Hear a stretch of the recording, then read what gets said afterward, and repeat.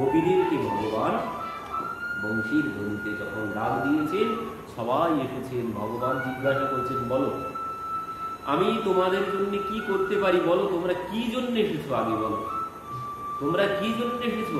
গোপীরা কোনো কথা বলছেন না। ভগবান বলছেন, ও বুঝেছি, তোমরা এই শরৎ পূর্ণিমার চন্দ্র দর্শন করতে এসেছো। কি সুন্দর চন্দ্র উদয় হয়েছে। তো এই রাত্রিতে কেউ এই জঙ্গলের মধ্যে কেউ চন্দ্র দর্শন করতে আসে? কারণ এখানে কত হিংস্র জীব জন্তু আছে, আর তোমরা এই রাত্রিতে এই জঙ্গলের মধ্যে এসেছো, তোমরা সবাই ফিরে যাও। গোপীরা কোনো কথা বলছেন না। ভগবান বলছেন, ও বুঝেছি, তোমরা আমাকে দর্শন করতে এসেছো, তোমরা এই রাত্রিতে আমাকে দর্শন করতে এসেছো। গোপীরা তাও কোনো কথা বলছেন না। ভগবান বলছেন, দেখো তোমরা যদি আমাকে দর্শন করতে আসো, আমাকে দর্শন করার জন্য এত রাত্রিতে তো আসার কোনো প্রয়োজন নেই, কারণ আমি তো সবার ঘরে ঘরে সকালবেলা গিয়ে নিজে গিয়ে দর্শন দিই, আমি নিজে গিয়ে সবার ঘরে ঘরে দর্শন দিই। তো তোমরা কি জন্য এত রাত্রিতে বনের মধ্যে এসেছো? তোমরা কি জানো না, তোমরা জানো না, তোমরা কি পতিব্রতা ধর্ম ভুলে গেছো? কি বলছেন, বর্তহু শুশ্রূষণম স্ত্রীণাম পরধর্ম অময়া। বলছেন একজন পতিব্রতা রমণীর ধর্ম হচ্ছে পতির সেবা করা। পতিব্রতা রমণীর ধর্ম পতির সেবা করা, তার অন্য কোনো ধর্ম নেই। নাস্তি স্ত্রীণাম প্রথম যোগ্য, স্ত্রী জাতির অন্য কোনো ধর্ম নেই, তার একমাত্র ধর্ম পতির সেবা করা, আর তাতেই সে তাকে আমাকে পেয়ে যাবে। পত্নী কোনো কিছু করতে হবে না, সে যদি মন প্রাণ দিয়ে পতিকেই পরমেশ্বর ভেবে তার সেবা করেন, তাহলে ওতেই সে ভগবান পেয়ে যাবে। তার কোনো মালার দরকার নেই, কোনো কিছুর দরকার নেই, কোনো পূজা পার্বণ কোনো কিছুর দরকার নেই। যদি সে পতির সেবা মন দিয়ে যদি পতির সেবা করতে পারে, তাহলে তাতেই সে ভগবান পেয়ে যাবে। আর সেই ফলই কিন্তু, সেই ফলই গোপীদের ওই পতিব্রতা ধর্মের ফলই এটা, ভগবানকে তারা পেয়েছেন। তুলসী দেবী মানে বৃন্দার সতীত্ব প্রভু হরণ করেছেন। অনেকে আমরা বলি সতীত্ব হরণ করেননি, বৃন্দার পতিব্রতা ধর্মের ফল, তার প্রাপ্যটি ভগবান তাকে দিয়েছেন। তার সেই পতিব্রতা ধর্ম এমন ছিল, জলন্ধরকে কেউ বধ করতে পারছে না। এত সতী সেই পতিব্রতা, পতি ছাড়া কোনো কিছু জানে না। বলছেন এমন পরিস্থিতি যখন তোমারও আসবে ভগবান, তখন তোমার এই পতিব্রতা ধর্মের ফল, এটি পতিব্রতা ধর্মের ফলই হচ্ছে ভগবানকে পাওয়া। তো সে ভগবানকে পেয়েছেন, আর গোপীদেরও সেই ফল তারা প্রাপ্ত হয়েছেন। তো ভগবান যখন এই কথা বলেছেন, গোপীরা দেখলেন এ তো একের পর এক বলেই যাবে। তখন গোপীরা বলতে শুরু করেছেন, শোনো আমরা একটা কথা বলি, তুমি তো পতি সেবার কথা বলছো, এখন কি হয়েছে, এক পতি তার বিবাহের পরের দিন পত্নীকে ছেড়ে বিদেশে চলে গেছে। যাওয়ার সময় বলেছে আমি 30 দিন পর ফিরে আসবো। এখন আগের দিনের কথা জানতোই না যে 30 দিন কত দিনে হয়। তো সে কি করছে, ওই প্রত্যেক দিন একটা করে দাগ দেয় দেয়ালে, একদিন করে, মানে 30টি দাগ পতি দিয়ে গেছে। আর সে কি করে, ওই একটা করে দাগ প্রত্যেক দিন মুছে ফেলে। এই 30টি দাগ যেই শেষ হয়ে যাবে পতি বাড়ি আসবে। তো সে কি করে, প্রত্যেক দিন ঘুম থেকে উঠে আগে গিয়ে দেয়ালে একটা করে দাগ মুছে ফেলে। মুছতে মুছতে কি হলো, যখন শেষ দিন, এর মধ্যে কি হয়েছে, পতি যাওয়ার সময় পত্নীকে একটি ছবি দিয়ে গেছে। আর বলেছে, পত্নী বলছে যে আমি তো তোমাকে ছেড়ে থাকতে পারবো না। তো বললেন এই আমার ছবি নিয়ে তুমি থেকো। তো সে পতিব্রতা রমণী সে কি করে, ওই খাওয়ার আগে পতির সম্মুখে থালাটা নিয়ে যায়, ভোগের থালাটা, মানে খাবারের থালাটা পতির সম্মুখে দিয়ে তারপর সে নিজে খেতে বসে। তো এইভাবে সেবা করছে। এবার কি হয়েছে, যেদিন 30টি দাগ সব মোছা হয়ে গেছে, সেদিন কি করেছে, সেদিনও ওই দুপুরবেলা আসবে, যেই একটু বাইরে শব্দ হয় আর ভাবে এই হয়তো এসে গেছে, দৌড়িয়ে বাইরে চলে যাচ্ছে, কিন্তু গিয়ে দেখছে না, এখনো আসেনি, ফিরে আসছে। এবার কি হলো, হঠাৎ সে ওই দুপুরবেলা পতির সম্মুখে থালায় করে সমস্ত খাবার দাবার দিয়ে পতিকে দিয়ে বসে আছে। আর এমন সময় পতি দেবতা দরজায় এসে কড়া নেমেছে। এবার বলছেন ভগবানকে গোপীরা, এবার ভগবানকে গোপীরা বলছেন, তাহলে বলো, সে তো এখন ওই ছবিপতির সেবা করছে, সে তো এখন ছবিপতির সেবা করছে, ওদিকে আসল পতি দরজায় এসে দাঁড়িয়ে আছে, তো এখন সে করবে কি? ভগবান বলছে, কি আর বলার কোনো ব্যাপার আছে নাকি? ছবি বাদ দিয়ে আসল পতি সেবা করবে, নিজের পতিকে ঘরে নিয়ে এসে পতিকে ভোজন করাবে। তখন গোপীরা বলছেন, তাহলে আমরাও তো সেটাই করছি, এতদিন যেটি ঘরে করেছি ওটা সব ওই ছবিপতির সেবা করেছি, আর তুমি হচ্ছ আমাদের আসল পতি, তুমি হচ্ছ জগৎপতি, তুমি আমাদের আসল পতি, তো আমরা এই জন্য তোমার কাছে এসেছি। ভগবান এই কথা গ্রহণ করে আর কোনো কথা বলতে পারছেন না। ভগবান বুঝলেন যে গোপীরা ঠিক স্তরে উপস্থিত হয়ে গেছে। তো এই যখন এমন পরিস্থিতি হবে, তখনই ভগবান আমার সাথে রাস করবেন। তো পরবর্তীতে ভগবান গোপীদের সাথে রাস প্রারম্ভ করে দিলেন। ভগবান যখন গোপীদের সাথে নৃত্য করতে শুরু করেছেন, এমন সময় গোপীদের অঙ্গে ঘাম ঝরতে শুরু করেছে। গোপীদের অঙ্গে ঘাম ঝরছে দেখে ভগবান কি করলেন, নিজের উত্তরীয় দিয়ে গোপীদের সেই ঘাম মুছিয়ে দিচ্ছেন, গোপীদের অঙ্গ মুছিয়ে দিচ্ছেন, গোপীদেরকে বাতাস করছেন।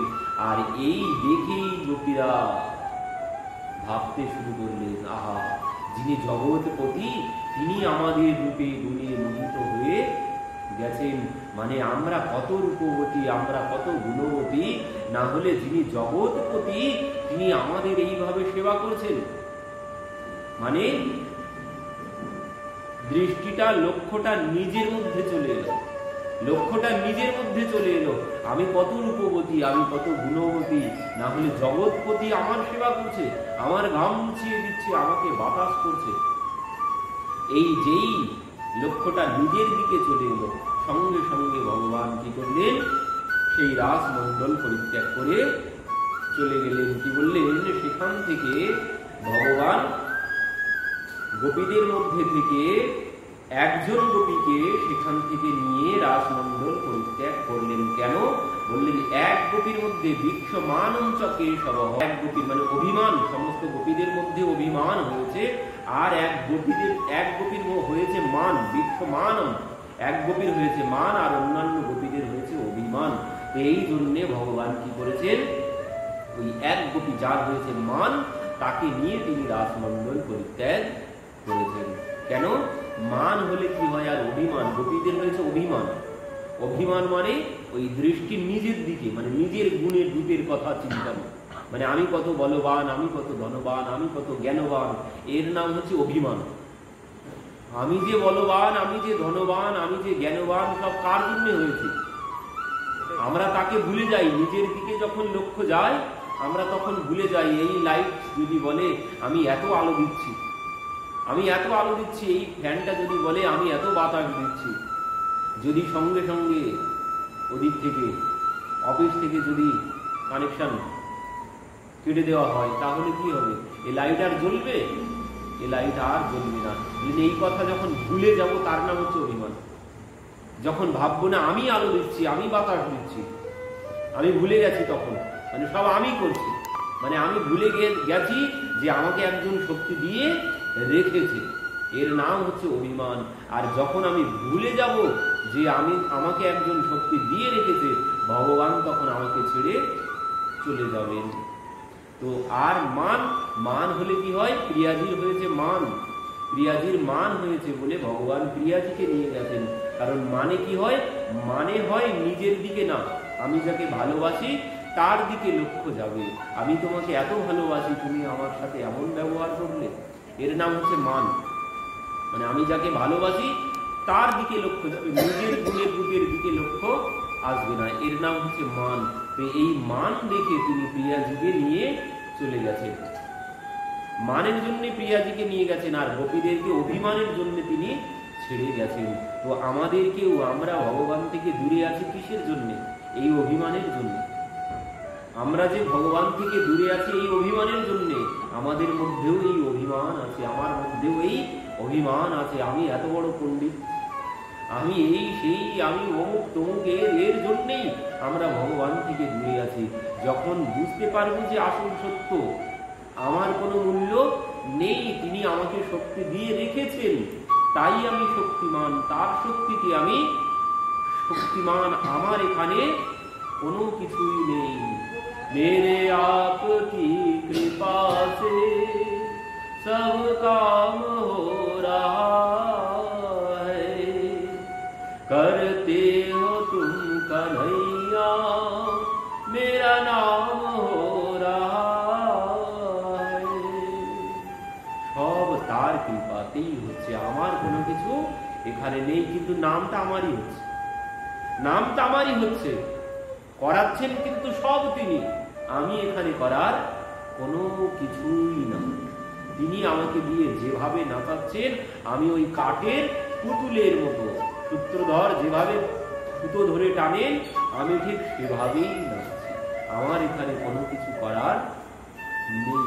তিনি যা করাবেন আমি সেটিই করব। তো এটা ভুললে কিছুতেই চলবে না। এটি যখন ভুলে যাব তার নাম হচ্ছে অভিমান, এটি যখন ভুলে যাব তার নাম অভিমান। আর যখন এটি স্মরণ থাকবে, না আমাকে দিয়ে তিনি করাচ্ছেন তাই আমি করছি, আমার এখানে কোনো কিছু করার নেই, তাহলে কিন্তু আর কোনো কিছু, কোনো কর্মের ফল আমাকে আর ভোগ করতে হবে না। আমার খারাপ কর্ম বলুন আর ভালো কর্ম বলুন, কোনো কর্মের ফল আমাকে আর ভোগ করতে হবে না, আমি সরাসরি ভগবত ধাম গমন করব। কিন্তু আমরা তো পারি না, আমরা কর্মফল কিছুতেই দিতে পারি না। ভালো যেই কিছু করি তখন বলি না আমি করেছি, আর যেই খারাপ হয়ে গেছে ও ভগবান যা করিয়েছে তাই আমার কিছু করার আছে। যখন খারাপ হয়ে যাবে তখন বলি, যেই ভালো হবে বাপরে আমি এত পরিশ্রম করেছিলাম তাই আজ এই ফল হয়েছে, আমরা বলতে পারি না। আর তার জন্যই আমাকে কর্মফলের বন্ধনে ঘুরে মরতে হবে, কষ্ট সব আমাকে ভোগ করতে হবে। তো এখানে সব কিছুর মূলে কি? মন এবং মনুষ্যানম কারণম দ্বন্দ্ব মোক্ষয়, বললেন আমাদের ওই মনটাই হচ্ছে সবকিছু। ধর্ম দাঁড়িয়ে আছে সম্পূর্ণ মনের উপরে, মন ছাড়া কিন্তু আর কোনো কিছু এখানে নেই। তো এই মনকে শুদ্ধ করতে হবে। এই জন্য মহাপ্রভু বলেছেন যে চেত দর্পণ মার্জন, ওই চিত্তরূপী দর্পণ মার্জন করতে হবে। আর এই চিত্তরূপী দর্পণ মার্জিত হবে কি যে, এই চিত্তরূপী দর্পণ মার্জিত হবে একমাত্র এই ভাগবত ছাড়া। সুখদেবজি বলেছেন অন্য কোন ব্যবস্থা নেই। সদা সিদ্ধিও শ্রীমদ ভাগবতী বার্তা। সর্বক্ষণ এই ভাগবত শ্রবণ করতে থাকো, শ্রবণ করতে করতে তোমার মন একদিন শুদ্ধ ঠিক হবেই হবে। তুমি বুঝতে পারবে মন শুদ্ধ মানে কি। ওই মন শুদ্ধ মানেই ওটাই যে তিনি আমাকে চালানোর একজন আছে, তিনি আমাকে যেভাবে চালাচ্ছেন আমি সেভাবেই চলছি। যখন এটি আমি মেনে নিতে পারবো, যখন আমার মনের মধ্যে বসে যাবে, সর্বক্ষণ আমার মধ্যে আর কোনো অভিমান থাকবে না।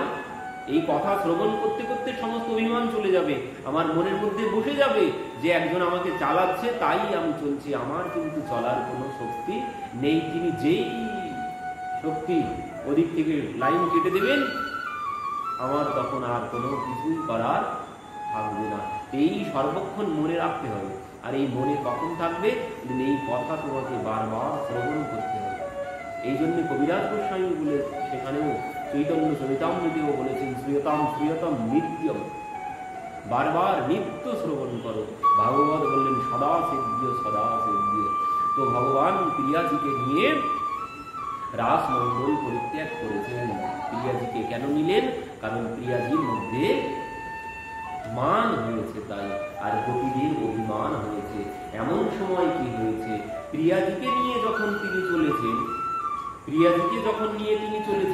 এমন সময় প্রিয়াজির মধ্যেও এবার ভাবনা এসেছে, সবাইকে ছেড়ে আমাকে নিয়েছে, সবাইকে ছেড়ে আমাকে সাথে নিয়েছে, মানে এবার সবার মধ্যে আমি শ্রেষ্ঠা।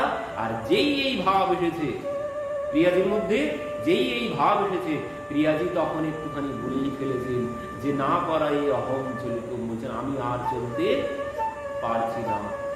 ওই নিজের দিকে যেই নজর এসেছে, আমি কত গুণবতী রূপবতী, এই যেই তখন বলেছেন যে আমি আর চলতে পারছি না।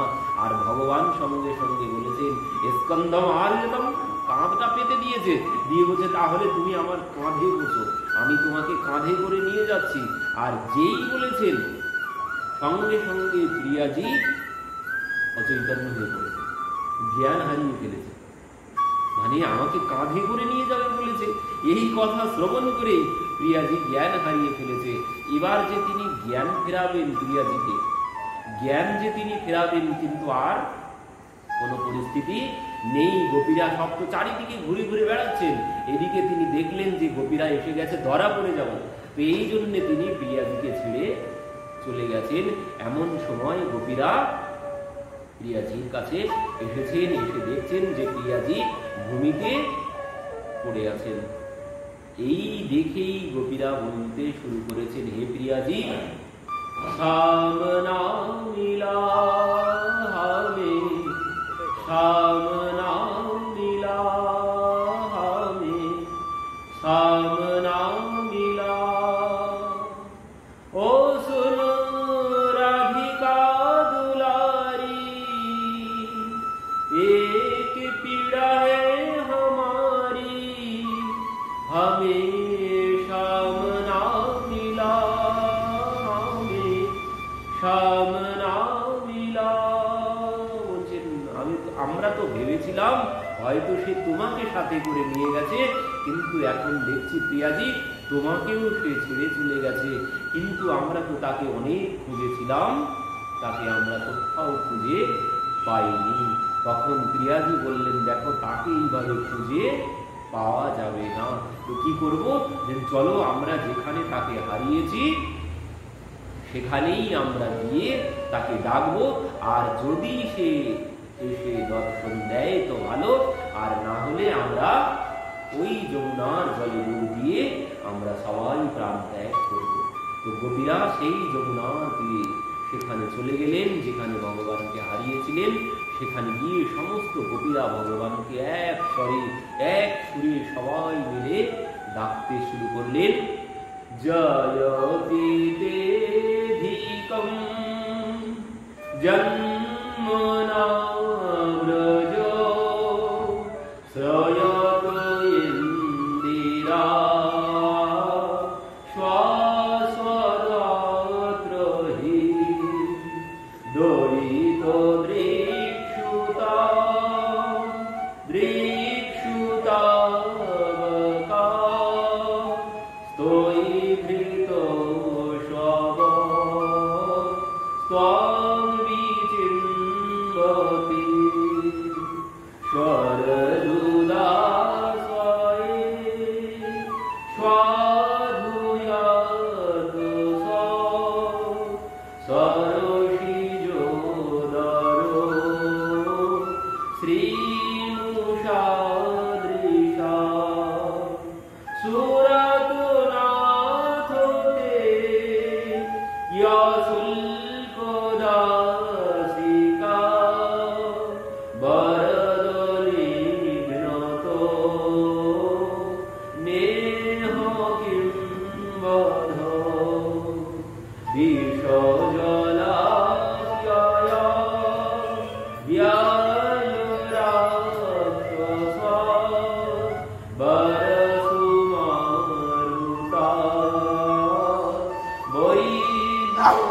বৈদ্যুদানলা বৃষয়াত্ময়া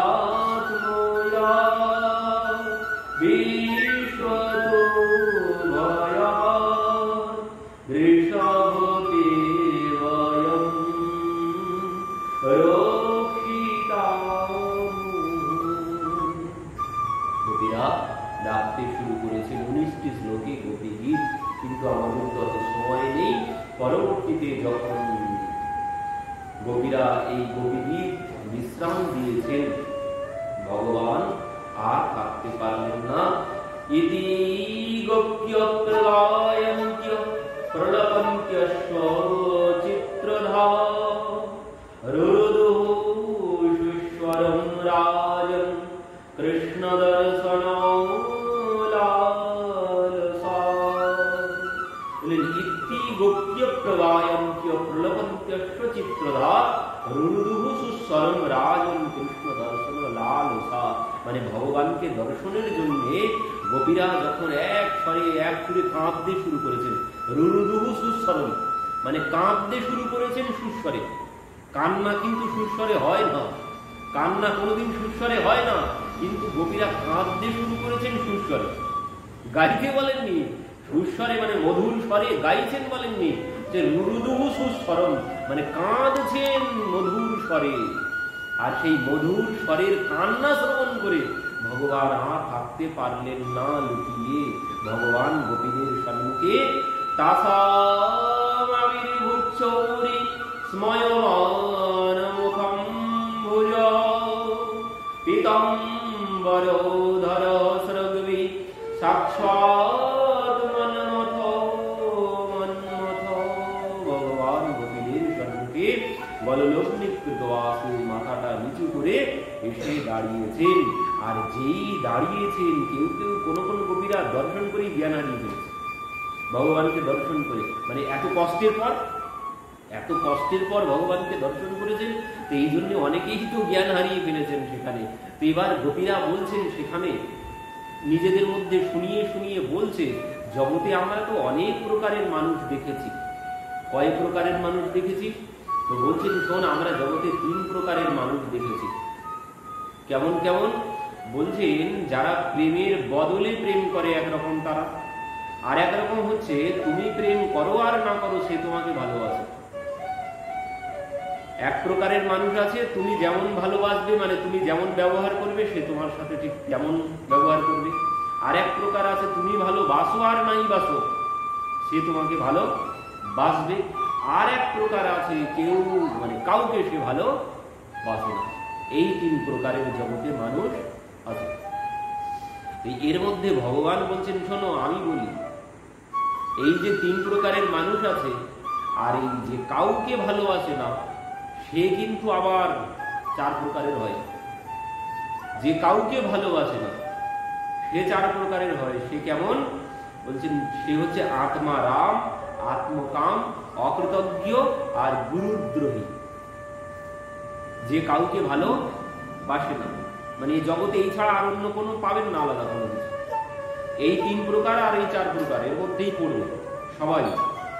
তো বলছেন, এই যে আত্মারাম, এই 4 প্রকারের স্বভাব কেমন দেখুন। বলছেন যে নিজের আত্মারাম যিনি, যে নিজের শরীরকেও ভালোবাসে না, সে শুধু আত্মাতেই রমণ করেন। আত্মারাম হচ্ছে মনে হয়, সে শুধু আত্মাতেই রমণ করেন। আর আত্মকাম বলছেন, সে সংসারে থাকে কিন্তু মন তার সংসারে থাকে না। আর 3 নম্বর হচ্ছে অকৃতজ্ঞ।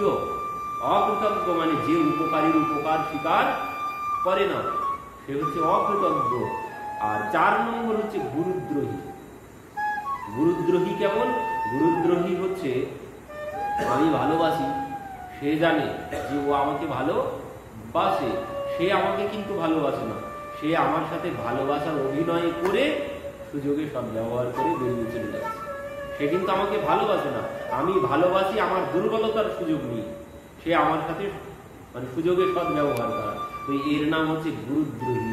গোপীরা এবার কোনো কোনো গোপী বলছে, তাহলে এ কত নম্বরে পড়ছে, এ কত নম্বরে পড়ছে, এ কোন নম্বরে পড়ছে? এবার কোনো কোনো গোপী বলছে, আমরা যা দেখতে পাচ্ছি এই গুরুদ্রোহী মানে 4 নম্বরে পড়ছে।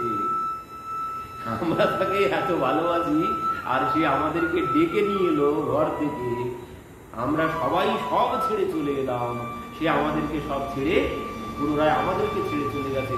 তো বলছেন এ তো গুরুদ্রোহী। আর এই কথা যেই বলেছেন, ভগবান বলছেন কি, আমাকে তোমরা গুরুদ্রোহী বলছো? আমি গুরুদ্রোহী? বলছে না না, শোনো, আমি গুরুদ্রোহী না। তাহলে তুমি ছেড়ে কেন গিয়েছিলে? এই রাত্রিতে আমাদেরকে ঘর বাড়ি ছাড়িয়ে এনে তুমি কেন আমাদেরকে ছেড়ে চলে গিয়েছিলে? ভগবান বলছেন, দেখো আমি তোমাদেরকে ছেড়ে চলে গিয়েছিলাম এই জন্যে, কারণ বিনা বিপ্রলম্বে সংযোগ পুষ্ট কোনোদিন হয় না। বিরহ না হলে মিলনের সুখ পাওয়া যায় না। বিরহ না হলে মানে বহু মূল্যবান জিনিস কোনো কষ্ট না করে যদি আমি পেয়ে যাই, তাহলে সে বিষয়ের মূল্য আমি কিছুতেই দিতে পারবো না, তার মূল্য আমার কাছে কোনো কিছুই থাকবে না। কিন্তু যার কোনো মূল্যও নেই কিন্তু পেয়েছি বড় সাধনার ফলে, তখন সেটি বহুমূল্য আমার কাছে। তো ভগবান বলছেন এই জন্যে আমি তোমাদেরকে ছেড়ে চলে গিয়েছিলাম সংযোগের সুখ আরো বাড়ানোর জন্যে। আর এই কথা যখন বলেছেন গোপীরা আর ভাবে গদগদ হয়ে গেছে, গোপীরা থাকতে পারলেন না। এই ভগবান গোপীদের এই ভাব দেখে পুনরায় তিনি গোপীদের সাথে ভগবানের চরণগুলো নেচে উঠেছে, ভগবানের চরণ নেচে উঠেছে, ভগবান গোপীদের সাথে নাচতে শুরু করেছেন। রাধা নাচে কৃষ্ণ নাচে নাচে গোপীগণ, मन मेरा वन गायो सखी रे पावन वृंदावन। राधा नाचे कृष्ण नाचे नाचे गोपीजन, मन मेरा वन गायो सखी रे पावन वृंदावन। रास रचो है যমুনা কিনারে, রাস रचो है। समस्त गोपीদেরকে নিয়ে भगवान बंसी बट पे যমুনা तट पे कान्हा रास रचावे। गोपी बन के शंकर आए, गोपेश्वर कहलाए। ओ डम डम রাস নৃত্য করতে শুরু করেছেন। পরবর্তীতে এবার কামদেব মহাদেব এলেন, গোপী সেজে মহাদেব এসেছেন। মহাদেব যখন এসেছেন গোপীরা বললেন দেখো এই রাসে তুমি তো প্রবেশ করতে পারবে না। কেন? বললেন একমাত্র গোপীগণের ইহাতে অধিকার, এখানে তুমি প্রবেশ করতে পারবে না। তো মহাদেব অন্নপূর্ণা দেবীর কাছ থেকে পুনরায় তার সমস্ত সাজ সজ্জা সব নিয়ে তিনি গোপী সেজে পুনরায় এসেছেন। তো সেখানে মহাদেবের নাম হলো কি গোপেশ্বর মহাদেব কি জয়। তিনি গোপেশ্বর হলেন গোপী সেজে।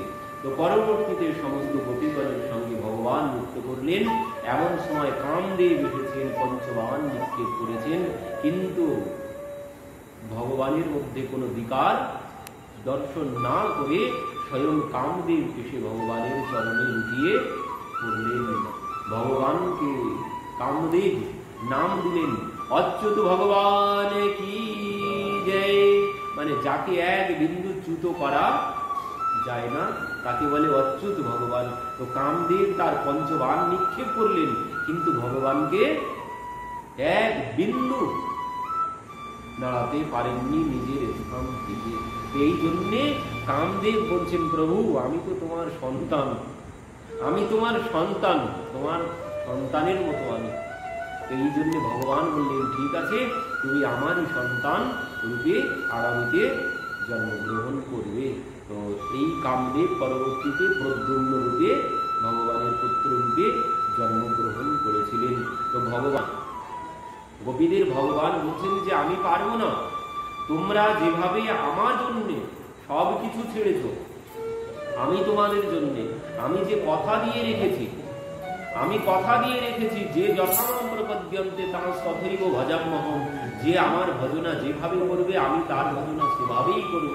কিন্তু তোমরা যেভাবে সব কিছু ছেড়ে আমার জন্য চলে এসেছ, এমন ভাবে আমি তোমাদের মতো আমি সব কিছু ছেড়ে একমাত্র তোমাদেরকে ভালোবাসতে পারবো না। তো এই জন্য গোপীদের কাছে ভগবান স্যারেন্ডার করে দিলেন যে না পারে অহম নিরবধ্য সংযোজন সাধুকৃত বিবোধায় সাপিবা ইয়া মা ভজন দুর্জন দেহ শৃঙ্খল সংগৃষ্ট তদবৎ প্রতিয়াত সাধুনা। কি বলছেন? গোপীদের সব থেকে বড় গুণের কথা ভগবান বললেন এখানে, ইয়া মা ভজন দুর্জর গেহ শৃঙ্খলা। মানে দুর্জর বড় কঠিন সংসারের বন্ধন, বড় কঠিন সংসারের বন্ধন। ইয়া মা ভজন দুর্জর গৃহ শৃঙ্খলা, যে তোমরা এই সংসারের বন্ধন ছেদন করে সংসারের বন্ধন ছিঁড়ে, মানে ওই কঠিন বন্ধন, সংসারের বন্ধন কিন্তু অত সহজ বন্ধন নয়, বললেন সেই কঠিন বন্ধন ছিঁড়ে তোমরা আমার কাছে এসেছো। তো তোমরা যেভাবে সব কিছু ছেড়ে আমার কাছে এসেছো, তো তোমাদের ওই ঋণ আমি যে কথা দিয়ে রেখেছি, যে আমার ভজনা যেভাবে করে আমি তার ভজনা ঠিক সেভাবেই করি, কিন্তু আমি পারবো না, তোমাদের ঋণ আমি কিছুতেই শোধ করতে পারবো না, আমি তোমাদের কাছে ঋণী হয়ে গেলাম। তো ভগবান নিজে বলছেন এই সংসারের বন্ধনের কথা, এ বড় কঠিন বন্ধন, এই বন্ধন ছেড়া সহজে যায় না। তো বললেন এই বন্ধন যিনি ছিঁড়তে পারবেন, এই সংসারের মায়ার বন্ধন যিনি ছিঁড়তে পারবেন, সেই হচ্ছেন স্বাগতম গো মহাভাগা, মানে তাকেই ভগবান স্বাগত জানাবেন। মানে যিনি এই সংসারের এই কঠিন বন্ধন ছিন্ন করতে পারবেন, ভগবান তাকেই বলবেন যে স্বাগতম গো মহাভাগা, এসো, তোমার মতো ভাগ্যবান আর জগতে কেউ নেই। কেন নেই? কারণ তুমি এই সংসারের এত কঠিন বন্ধন ছেদন করে তুমি আমার কাছে এসেছো। এই হচ্ছে কঠিন, এর থেকে কঠিন আর কোনো কিছু নেই। এই সংসারের বাঁধন ছেড়া বড় কঠিন, যে সংসারের বন্ধন ছেদন করা যায় না। সংসারের বন্ধন যদি ছেদন করা যেত তাহলে এইখানে জায়গা দেওয়া যেত না। সংসারের বন্ধন ছেদন করা বড়ই কঠিন, সংসারের মায়া ছেদন করা যায় না। তো এই জন্যে ভগবান বললেন যে তোমাদের মতো ভাগ্যবান আর জগতে কেউ নেই, যারা এই সংসারের বন্ধন, মায়ার বন্ধন, এই আমরা এত বড় কঠিন বন্ধন, কিন্তু সবকিছুই কিন্তু মিথ্যা, এ বন্ধন সবকিছুই মিথ্যা। এ কেমন